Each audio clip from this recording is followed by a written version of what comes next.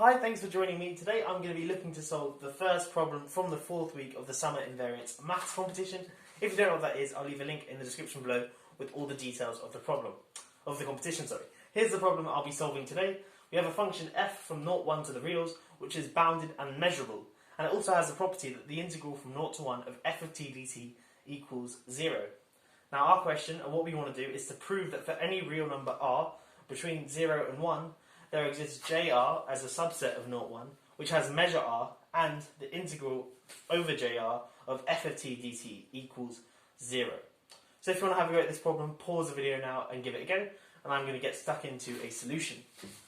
Now there are a few different ways you can go about solving this problem, but the way I'm going to present to you, in my opinion, uses the least knowledge of measure theories, which is quite nice. So if you don't know what measure is, don't worry, it's sort of like the length of a set. Okay, so firstly what I'm going to do is firstly expand the definition of r, the domain of f, sorry. So we originally had f being from 0, 1 to the reals, but now I'm going to change it to it's going from the set of non-negative reals. And the way I'm going to do that is simply by looking at its fractional part. So for example, we had f defined on 0, 1, but now I'm going to define, for example, f of 1.5 is just going to be the thing after the decimal point, the fractional part. So it's just going to be f of 0.5. And I do that for every integer, so for example, f of pi will just be f of pi minus 3. Okay, so that way we can define f to be some periodic function with period 1. So just so I'm being completely clear, before we had f just defined on the interval 0, 1. This is x, this is y. So before we had f of x, it could be something like this. Now I'm just extending its domain to be the non-negative real, so it will now look like this. And then just essentially continuing this pattern at every unit interval. And so on. Okay, so all I've done is just extended its domain to the non-negative reals. Cool. Now I'm going to define this other function g, which is going to take in r, where r is a number between 0 and 1, and then x. And I'm going to define it to be the integral from x to x plus r of f of t dt. And this is for r between 0 and 1, and x a member of the non-negative reals. Excuse me. Okay, so I've got this function here, and because f is a bounded function, remember, it's quite clear to see that g is continuous in both the r component and the x component, because increasing r very slightly is going to only increase this integral very slightly. Okay, and if you want a more technical proof, it's not too difficult. Just use the fact that f is bounded and some very basic properties of the integral to show that g is continuous in both r and x. Okay, cool. So now, also, if we fix r, so you give me any r between 0 and 1, if I can find some x0 such that this integral here equals 0, i.e. gr x0 equals 0, then I'm done, because then I can choose the interval x0 plus r and look at this interval mod 1, which I'll go into in just a second. But firstly, note this interval here has measure r, and also because of this thing here, the integral from x to, when I put in x0 into this thing here, I get the integral from x0 to x0 plus r of f t dt equals 0, because it's a root of this equation here. So I'm now going to try and solve this problem here, this root solving problem, i.e. for any r you give me, I can find some x such that gr of x equals 0. Now, as I said, I'm going to look at this interval mod 1, because obviously if x0 or x0 plus r is bigger than 1, this is not going to be a subset of 0, 1, which is what we required. So we just look at this interval mod 1. So, for example, if we had 1 is there, and x0 is this number here, let's say it's 2, and then we've got x0 plus r there, and then 3. Okay, so then instead of having that interval, I just have the corresponding one, which is in 0, 1. So I'd look at x0 mod 1, so that would be this thing here, so x0 minus 1. So I'd have jr equals x0 minus 1, 1, which is this thing here. And then I'd look at this thing here, x0 plus r minus 2, which will give me this thing here. x naught plus r minus 2, so that bit there. So union 0 x naught plus r minus 2. Okay, so that's just a small technicality, just to make sure that our JR, which is this thing here, is within 0, 1, which is what the question required. But obviously, if we can find any x in the non-negative reals, we can just shift this back until we're in the interval 0, 1, just by going back in steps of 1. Okay, so now we're going to solve this problem here. We're going to look for roots of the function grx. So if you give me an r, for any r, I want to be able to find an x such that grx equals 0. Firstly, I'm going to look at the case when r is rational, and then I'm going to adapt that argument to show how we can do it in the case r is irrational. Okay, let's look at r rational. So r is p over q, where p and q are natural numbers. Now, first thing I'm going to do is sort of have a brief identity. So g p over q psi, this is going to be equal to the integral, by definition, just looking at our definition of g, the integral from psi to psi plus p over q of f of t dt. Okay, but we can write this as a sum of a bunch of integrals. So this is the integral from psi to psi plus 1 over q, f of t dt. I'm just going to ignore the f's for now. Plus the integral from psi to 1 over q to psi plus 2 over q of f of t dt, plus all the way up to the integral of psi plus p minus 1 over q psi plus p over q of f of t dt. Okay, so I can just write this here in summation notation. It's the sum from I equals 0 to p minus 1 of the integral from psi plus I over q, to psi plus I plus 1 over q of f of t dt. Okay, so I've written g p over q comma psi in this form here, and I can go one step further. Let me rub all this off and just write this thing here as the sum from I equals 0 to p minus 1 of this thing here, by definition of g, is g of 1 over q comma psi plus I over q. Okay, so we've got an identity g p over q comma psi equals this thing here, and that's for any psi or non-negative psi. Okay, so let me just write that up here, and we're going to use this identity in just a second. G of 1 over q psi plus I over q. Cool? Right, we've got this here. Now what I want to do is be able to find some root of grx. Remember, as I showed before, if we fix r, and we have r already, r is p over q, if we fix r and we can find some x such that grx equals 0, then we're done. Okay? And the way I'm going to do it is as follows. Consider this summation here. The sum from I equals 0 to...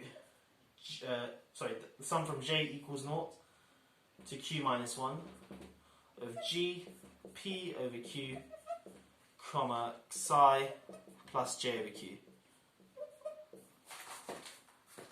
Okay, so this thing here is g of p over q comma, not psi, just j over q. Okay, so this is just g of p over q comma 0 plus g of p over q comma 1 over q plus dot dot dot plus g of p over q comma q minus 1 over q. Okay, cool. Now what we're going to do is use what we just had, this identity here, and plug it into here. So of course in this case we've got psi equals j over q.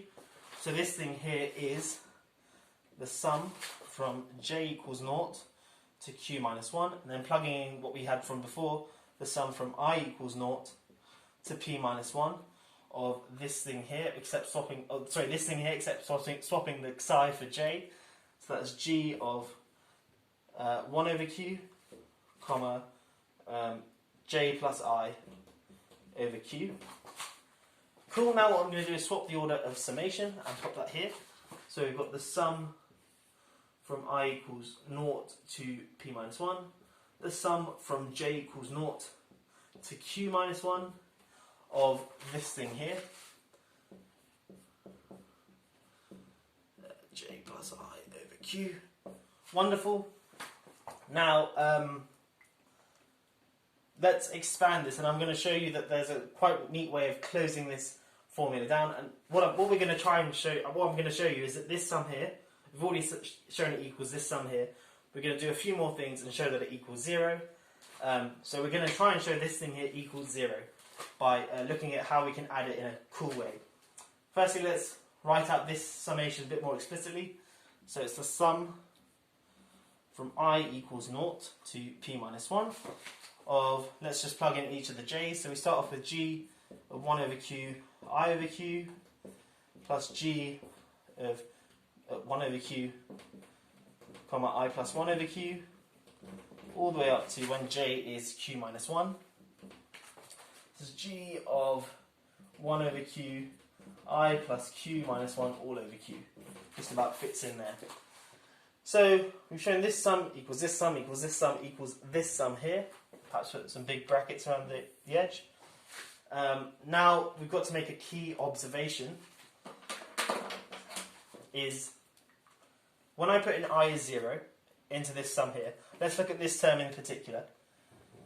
I'm going to get g of 1 over q comma 1 over q. Okay?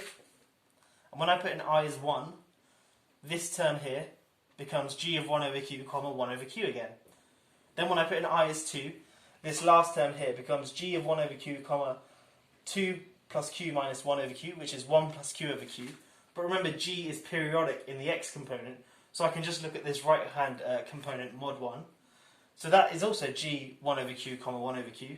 And when I put in I as 3, this term here will become g of 1 over q comma 1 over q. So for each I value here, I'm getting a g of 1 over q, 1 over q. And well, how many I values here are there? There are p. But notice that that argument works for anything here as well. So for example, when I put an I as 0 into here, I get g of 1 over q comma 0. And when I put I as 1 into this thing here, I get 1 minus 1, which is plus q over q. And looking at that mod 1, that's just 0. And so on. So for each of the I values here, I'm going to get a g of 1 over q comma 0 over q, a g of 1 over q comma 1 over q, all the way up to g of 1 over q comma q minus 1 over q. And well, how many I values are there here? There are p. So this sum here equals p times g of 1 over q comma 0 over q, which is 0, plus g of 1 over q comma 1 over q, plus dot dot dot, plus g of 1 over q comma q minus 1 over q. Okay, by the argument I just presented. And now I'm going to show that this thing here equals 0. Okay, so let's just rub off these intermediate steps.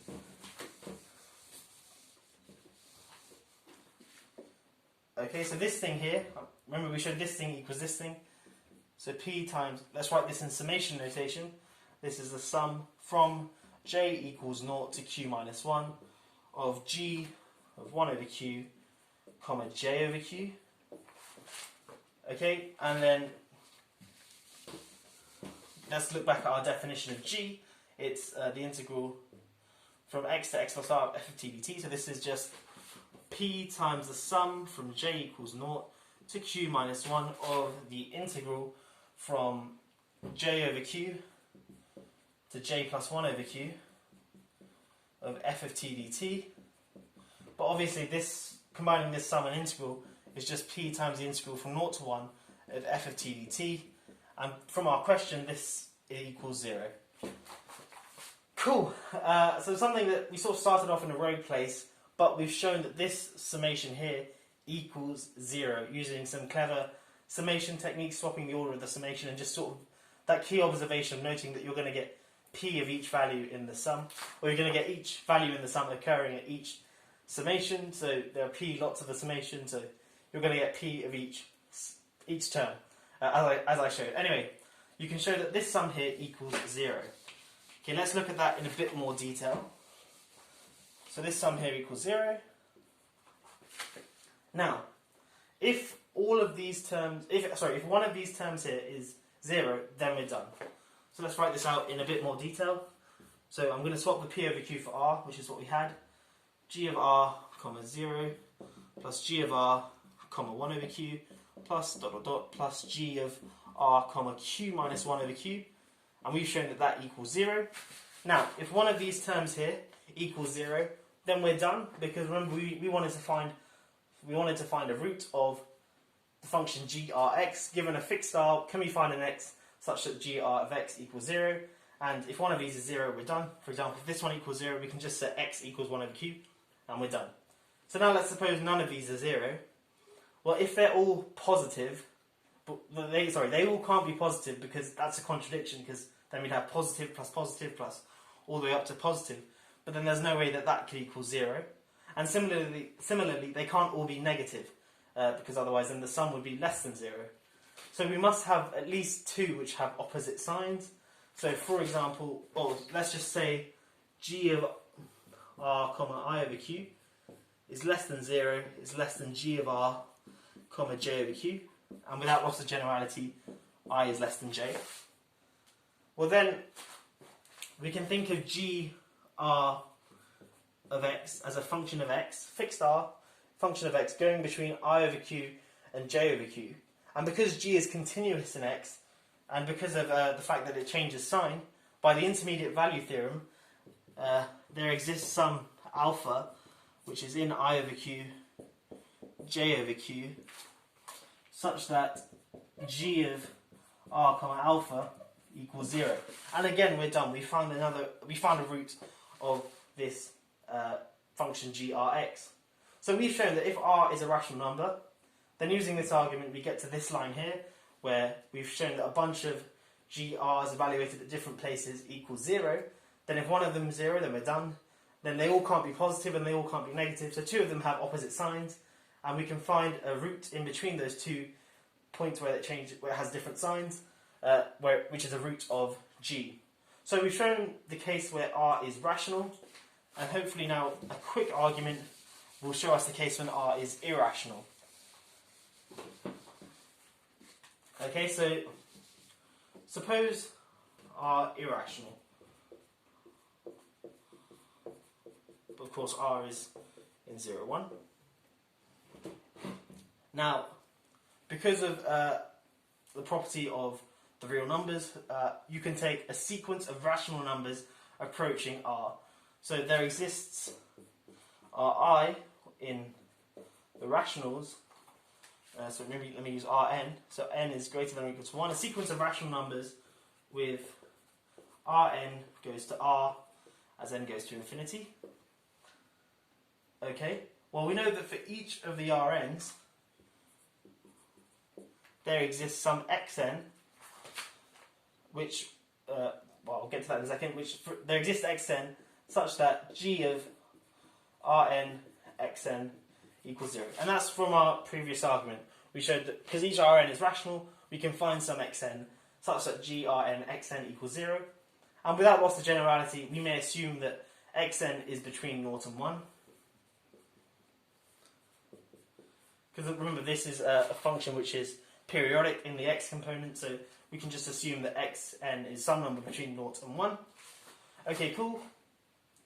Then, and each Rn goes to r, so the sequence Rn goes to r. Now we want to show that xn goes to a limit. Well, by the Bolzano-Weierstrass theorem, because xn is a real sequence and it's bounded, it's in 0, 1, there is some convergent subsequence.